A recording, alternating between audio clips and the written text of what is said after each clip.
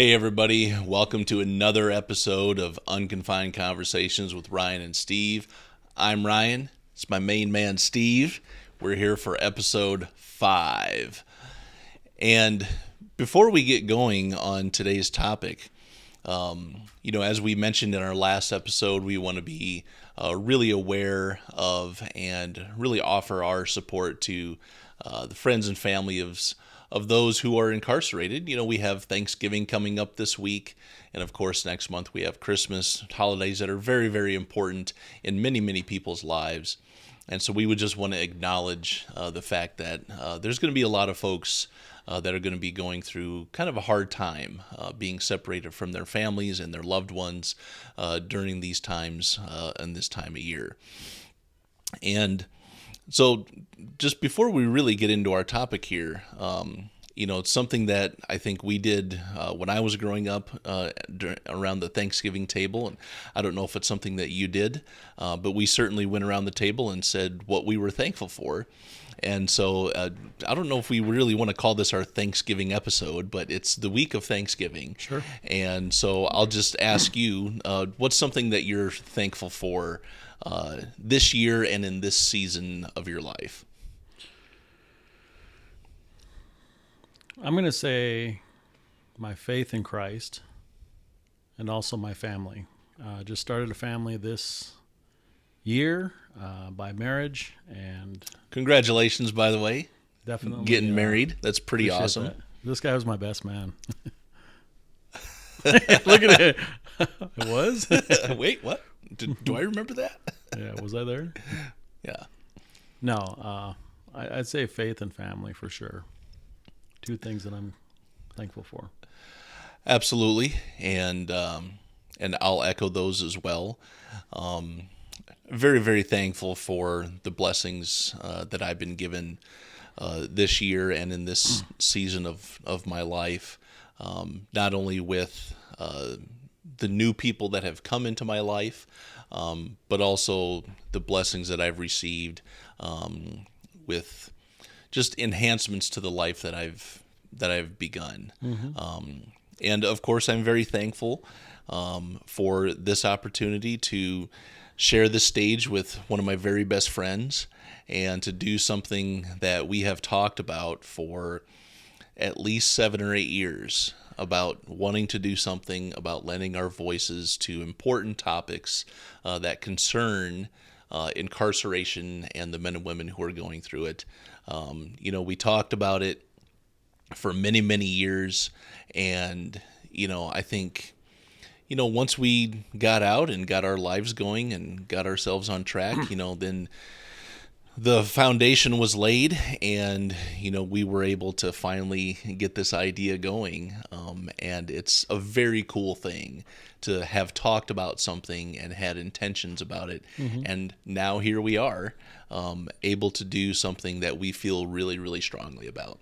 And I'm very, very thankful that I get to share it with one of my very best friends. I feel the same. And just that idea of dreaming about something while you're in, I think is so important. I'll definitely say something about that here, because there are men and women in the system currently who have dreams, hopes, and aspirations. And I would say write these things down. Talk about them with somebody you can confide in, somebody who's going to help bring those dreams to reality. And I echo the same for my friend here. We've talked about these things for so long within the system. Yes, we were incarcerated. Yes, we were in the system. Yes, we dreamt. And this moment definitely is something to be enjoyed. So, Absolutely. And so if you hear a little bit of odd noises coming through our microphones, it's because the weather is terrible outside. And, we hope that we're not going to be like Dorothy and end up in Oz tonight, I don't think. But can you believe I've never seen that movie? wait, what? Really? Dead serious. Never seen it. You have never seen The Wizard of Oz? I know what you're referencing. I just haven't seen the movie Oh in my its word. entirety. Wow. America, we need to have Steve watch The Wizard of Oz. So, in our last episode, we talked about rehabilitation and about programming. We talked about state sponsored programming. We talked about inmate sponsored programming. We talked about volunteer sponsored programming. And we talked about and we named some of those types of programs and what works and what doesn't, and what's conducive to having great personal change within the individual. Mm-hmm. And so, what we just didn't have time for, and what we want to talk about today, is some of these individual programs and what they actually offer to the individuals who are able to participate in them. We really want to get down into the nuts and bolts of this is what this program is, this is exactly what you go through, here's how it's beneficial, etc., etc. So that's what we're going to try to get into today. And Steve, I'll turn it over to you. We're going to talk about like some of the most important things and programs that helped us individually, but other things that we also know that helped everybody in general as well. So, Steve, what was one of the most impactful programs that you were able to participate in while you were inside? I think when I first got to prison, I was invited to this weekend called Prison Fellowship. And Prison Fellowship at the time was an event that was being sponsored by the late Pastor Al Barat, a former prisoner and a recipient of a presidential pardon. So shout out to Pastor Al and his faithfulness back then in just helping people like myself. That was all the way in 2002. Got my first invite. You know, I wasn't interested in anything, and then they said cookies, and I was like, I'm there. Let's go, dude. But from it, I was blessed. It's a faith-based weekend that allows a group of outside volunteers to come into the prison. They hosted it typically in the gym. Opportunity for singing, opportunity for fellowship, opportunity to go to the chow hall inside the prison and eat together a meal. But what I started to see was my faith started to be built. You know, I started to feel a sense of, okay, there's some direction that I can start to take. There's some responsibility that I can start to take in my life. And it involved voluntarily attending a weekend that was being put on by the Christian volunteers within the system.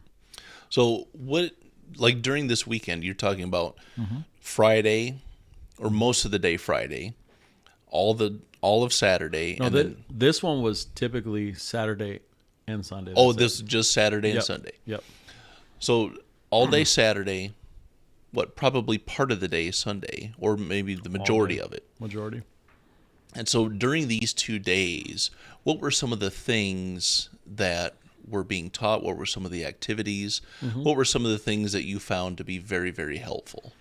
So just to back up 1 second here, Prison Fellowship was a program a ministry rather, that was started by the late Chuck Colson. He was in the Nixon administration, and the whole Watergate scandal. He was what is referred to as the hatchet, or the hatchet man. You know, he was kind of like, you know, anyway, they got in trouble. He ended up going to prison. And while he was in prison, he realized something very quickly, that this is what we're doing in America's prisons. We're just letting these people be warehoused. And he said that wasn't fair. And he vowed, once he got out, to start something that at least started to engage the minds of inmates who were just sitting there otherwise. Enter Prison Fellowship. They're now a worldwide ministry, but they produce materials that kind of give you an outline to follow throughout the weekend. One right off the top of my head, just by title, is Surviving and Thriving. And it takes biblical truths based upon wisdom found in God's Word, and helps unpack them, and just gives you real life scenarios to apply and I'm kind of got lost there for a second. It gives you wisdom to be able to apply in a prison context, and basically helps you survive and navigate the terrain of prison, which are so often associated with darkness. And so they would just help shed light on the path on which you were walking and help give encouragement if it's testimony from the outsiders, if it's encouragement from the outsiders, if it's an encouragement from another inmate who was walking the same path, wearing the same shoes, rocking the same khakis.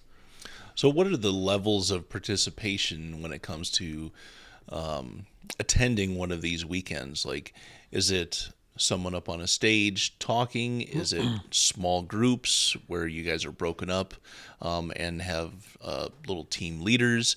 Are there activities? What are some of the things that someone can expect if they're going to attend a prison fellowship weekend? Like I already said, the singing was an important thing. Fellowship, which just means two fellows in a ship headed in the same direction, is the way I've always been taught that word. But we're like-minded, and so we have the opportunity to basically sharpen each other up. There's a verse that says, as iron sharpens iron, so one man sharpens another. This is an opportunity to be out of your cell in the gym all day and participate in something that's constructive and beneficial for you.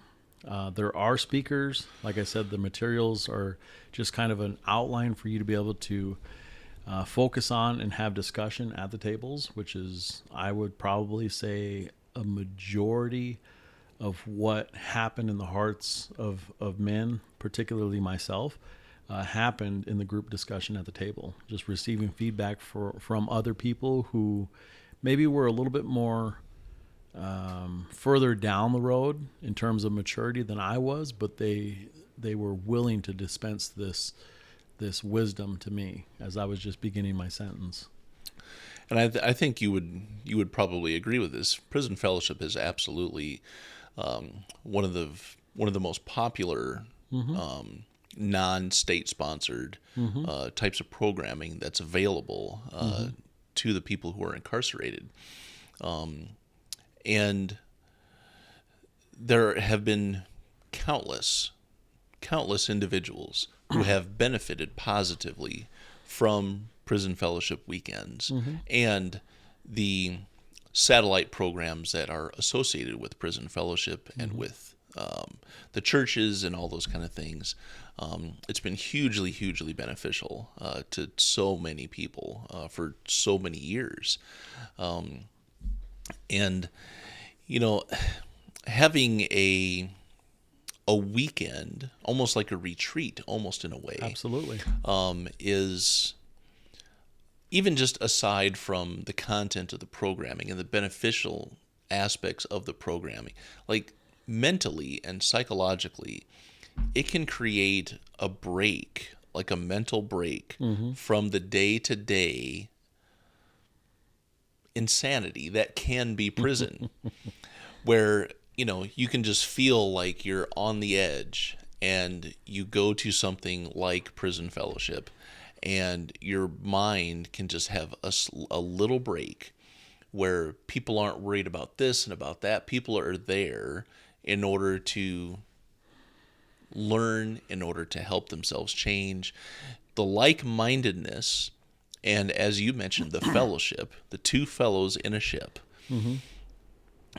that's a really important thing. And you get to see people in a different light than what you would back in the cell hall or back on the unit or back on the job site, where you see people in this one way. And maybe, I'm sure all of us are somewhat guilty of judging a book by its cover, where we see someone like, oh, well, this person's probably this way or this way or this way. And then you see them in a setting like that. And you're like, oh, I didn't realize that this guy is honorable, that this guy is just, that this guy is fair, that this guy has dreams and aspirations. You get to hear little bits of personal information about people. And when you get to do that, it really breaks down a lot of barriers between people. Where now maybe after a weekend like that, you may find yourself wanting to say hi to that person, or to commune with that person, or to say, hey, let's go to rec together, or hey, just whatever it is. It puts a little bit of humanity to everybody. And there's another program that does a lot of the most of those similar things, and that's AVP. Mm-hmm. Excuse me. So AVP, we talked a little bit about that in our last episode. AVP is the Alternatives to Violence Project. It is not Alien versus Predator. As exciting as what that may be, that is not what this is. AVP. Thanks for clarifying that. Well, yes. I mean, for our listeners, we want to make sure that everybody is very, very clear about what we're saying.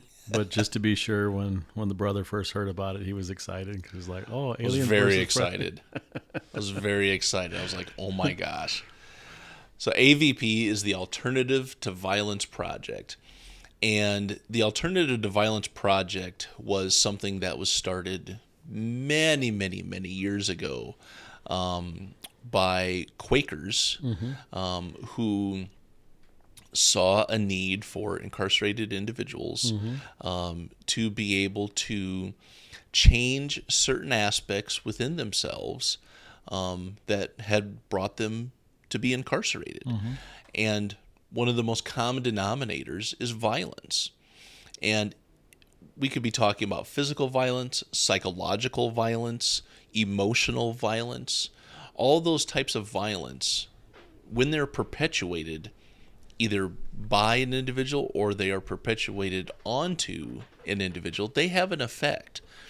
And what AVP aims to do is to teach the individuals what causes these feelings, what are some different things that we can do when we are encountered with tools. I remember the tool belt. Absolutely. What are some of the tools that we can put in our tool belt that when we get into situations or encounters with other individuals or situations where maybe we're still by ourselves but we have to react differently, what are some of the tools that we can use in order to help us negotiate these incidences with a better outcome in the end? And AVP is a weekend retreat.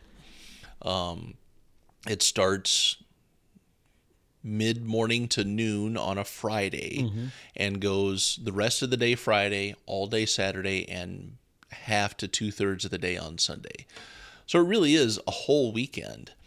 And you're with a group of 12 to 15 other men with some inmates who are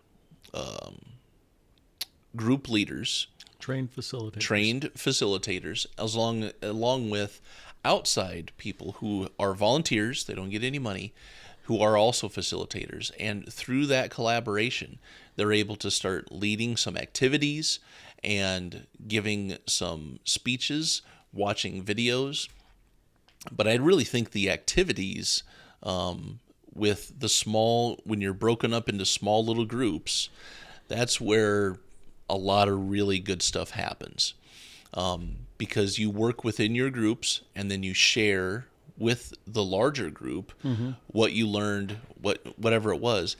And one of the great things about AVP is that it encourages you to be very introspective, to look at yourself in the mirror and say, you know what, I do this sometimes, or I do suffer from this, or I do feel this way when this happens, right?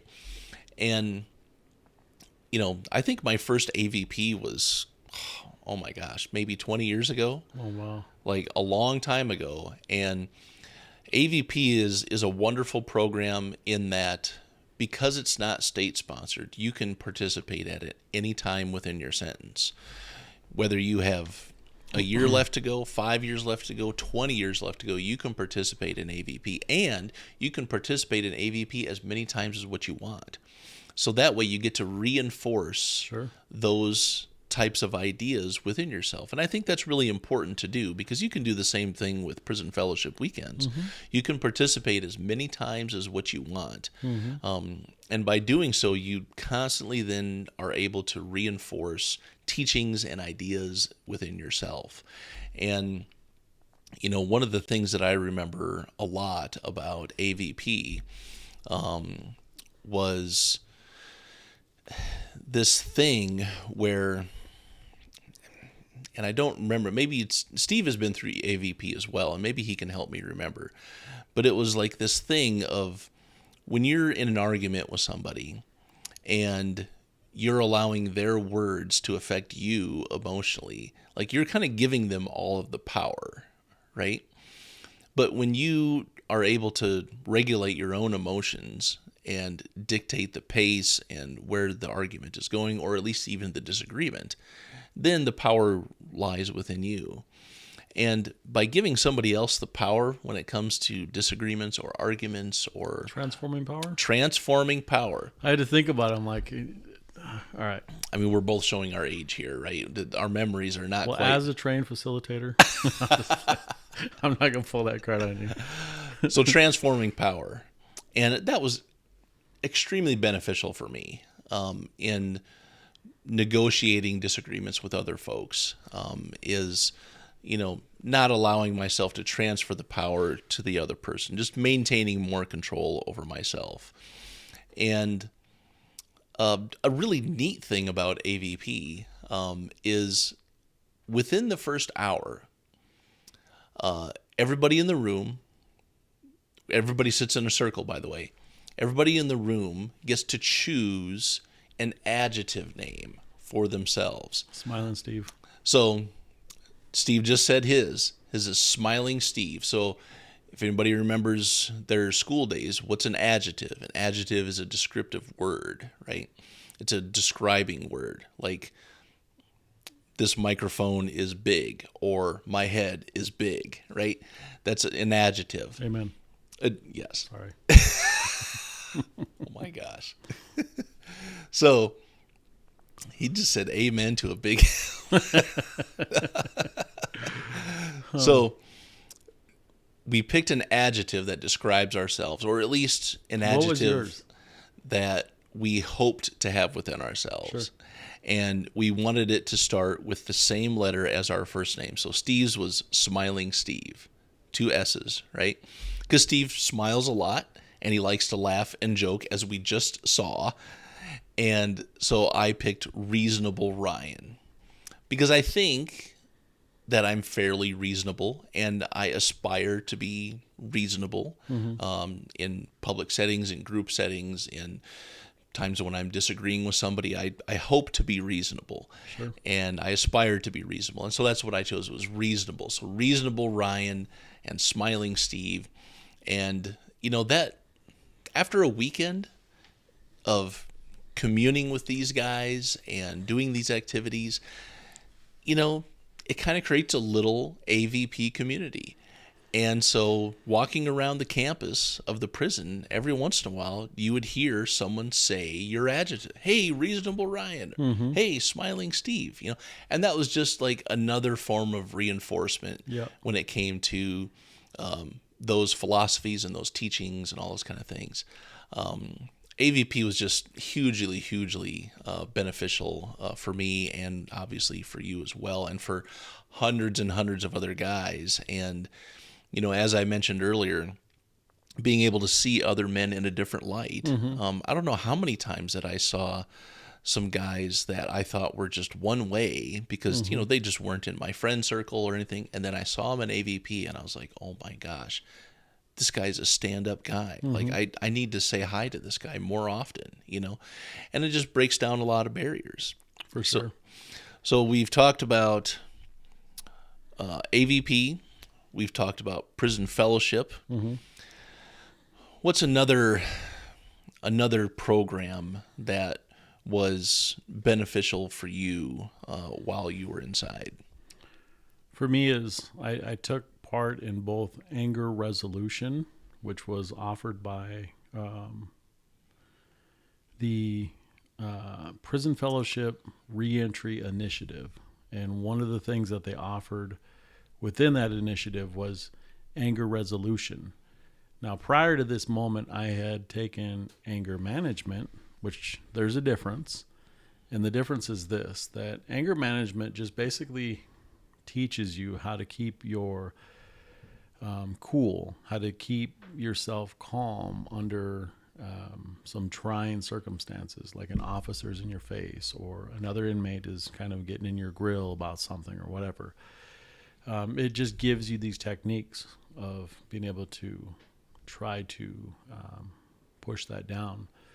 Whereas when I went through anger resolution, I discovered the real reason why I was angry, and a few reasons. And it got to the heart of the issue and said that this is the issue right here. And if you would uproot that in a way that is beneficial for you in healing, then you can live a different life that doesn't involve having to use any type of violence that you spoke of earlier, which I think we just do. So often we think of violence as just using your fists, but it's not. It's so much more and then some. And if we would just take a pause, take a step back and say, I need to get better at this, because it's not good that I'm kicking the dog and yelling at my kids and, doing things that are not like me, ruining my relationships because of anger that I've harbored since I was a little kid. But to uproot that and to begin to see life differently and say, what, I can be a communicator. I can talk with my friend, my brother, who maybe annoys me at times, and maybe we're having friction with each other, but that still should allow me to have conversation with him in a way that doesn't involve using my fists or even using angry words. Yeah. Yeah, for sure. And before we got on set here, we had talked a little bit about, what some of these programs were, and I had never even heard of anger resolution. I had taken anger management. I knew about that program, but I did not know about anger resolution. Mm-hmm. And I think you're absolutely right. There is absolutely a difference between anger management and anger resolution. Mm-hmm. And the importance of both, really. Sure. Both are very, very important. But the resolution part, I think, to be able to be introspective, to be able to actually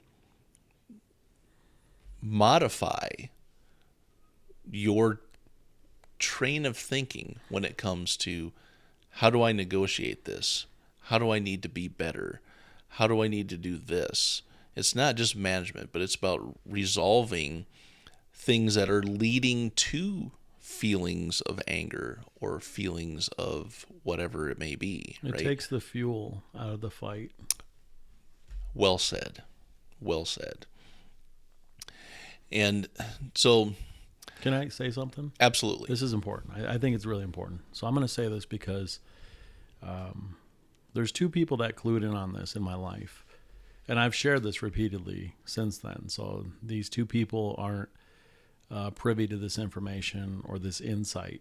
But two people in my life hit the nail on the head when talking about my crime.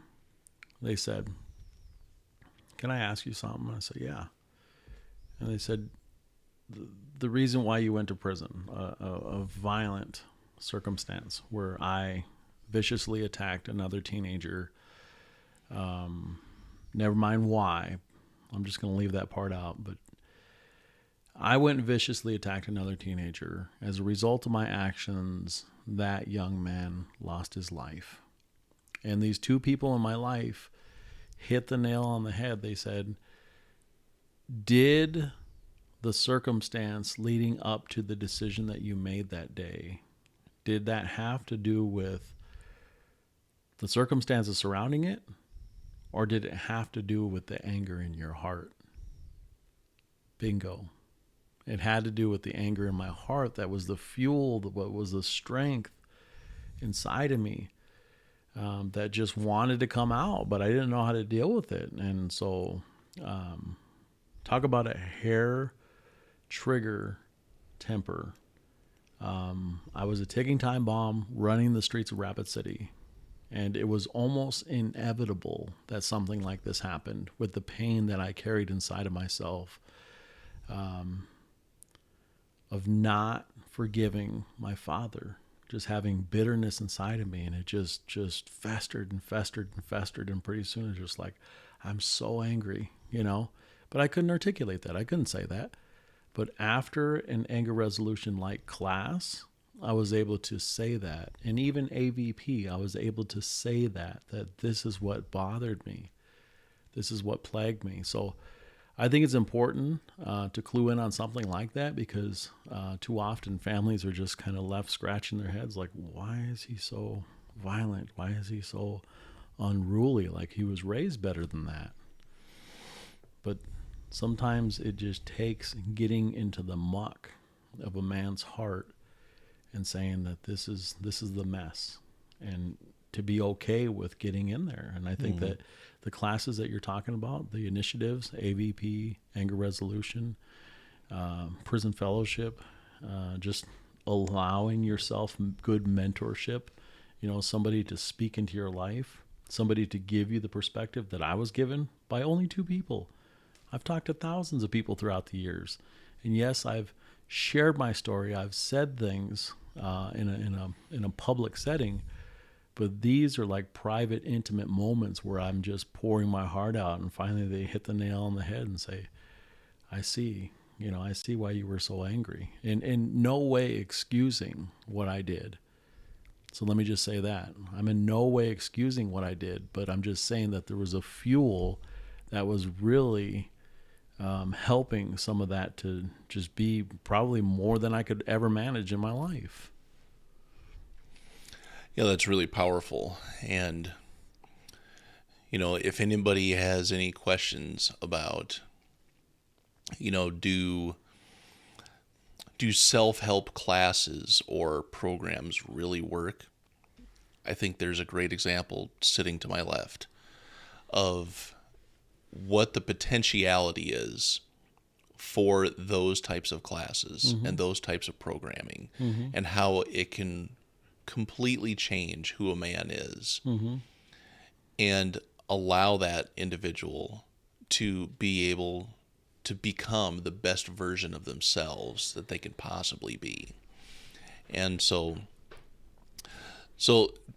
I want to talk about one more type of programming before we end here.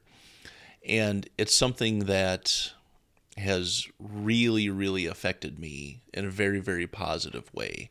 I didn't realize it at the time when I first started participating in this type of programming.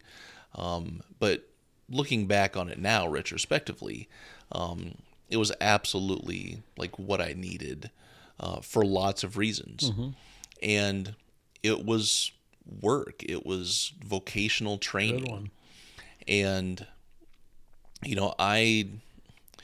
one of my first jobs when I got to prison was working in the kitchen, just like a lot of folks, which is cleaning dishes, sweeping floors, putting away food. It's a job, right? It gets some money put on your account so you can go to commissary, right? And that's about it. He was there to eat, let's just be honest. I mean, I'm not going to deny that, right? I mean, like, I'm kind of guilty of it here, right? I have a very strong relationship with food.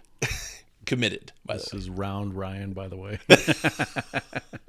America, can I get some help here, please?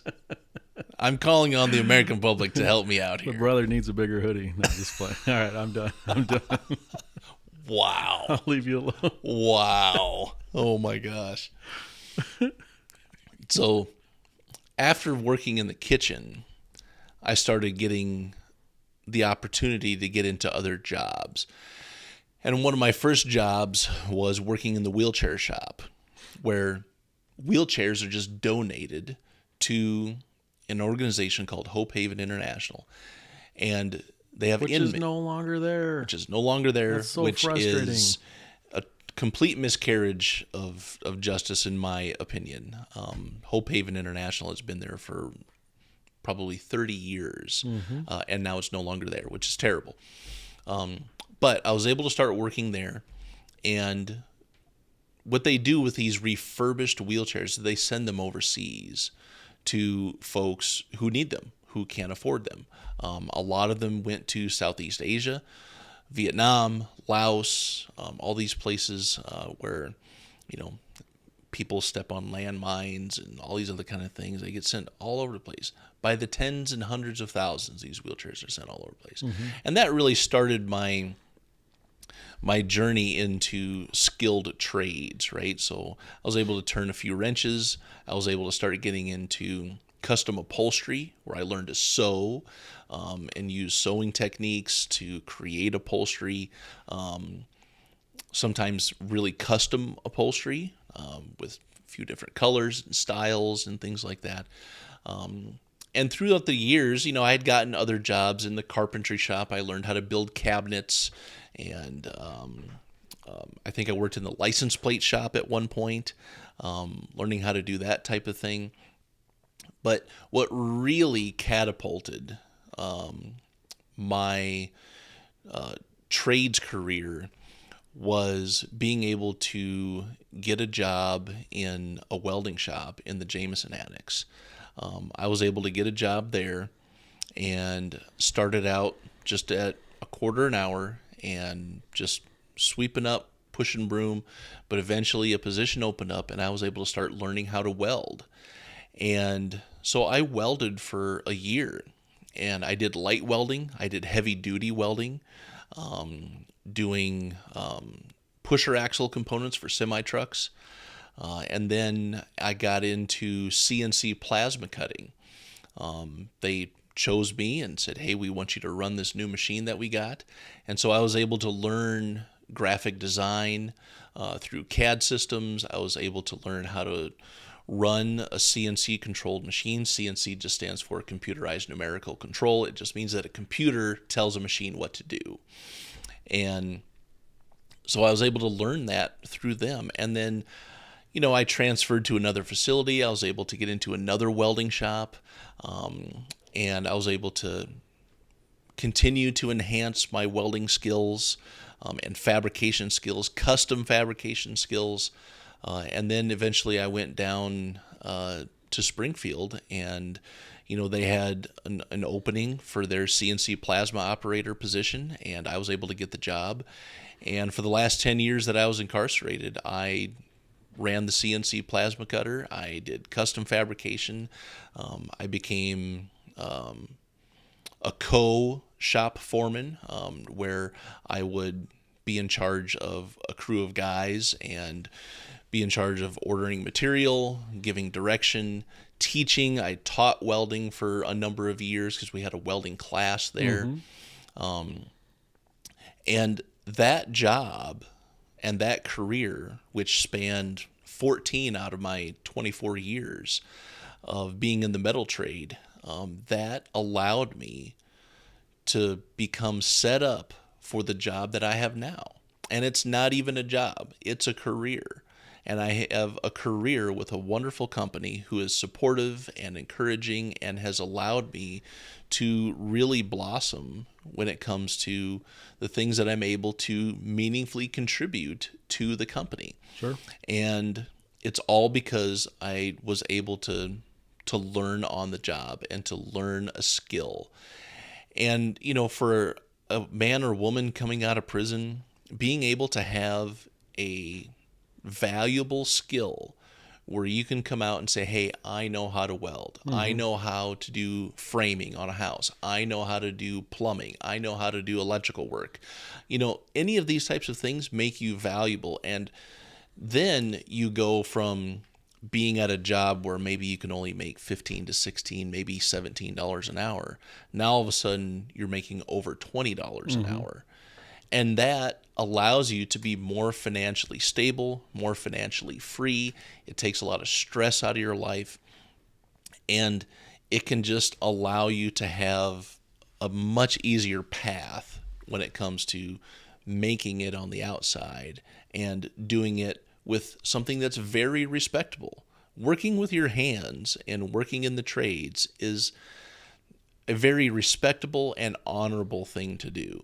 It's absolutely those things. And it's because of my privilege of being allowed to work in these trades that has allowed me to have the career that I have now. Mm-hmm. And so, I never participated in a class, in a trades class. I just learned on the job, Sure. which is what a lot of folks do. But there are classes associated with these trades. There's a welding class, there's a carpentry class, there's an electrician's class, there's a plumber's class. There's all sorts of things that are available, at least in Springfield anyway, Oh, yeah. at the Mike Durfee State Prison. But just a hugely, hugely valuable programming set that can help so many people. Mm-hmm. And it has immensely helped me, and it has allowed me to do a lot of things in my life where I don't have to worry about money, and I don't have to worry about, man, I'm only making this much money. Like, how do I make it? Do I have to get a second job? Mm-hmm.